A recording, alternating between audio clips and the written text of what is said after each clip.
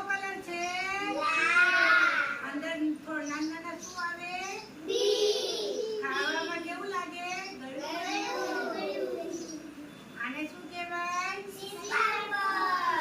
એના કાપીએ તો અંદરથી કેવું નીકળે? સફેદ સફેદ અને કાળા કાળા થી. આને શું કહેવાય?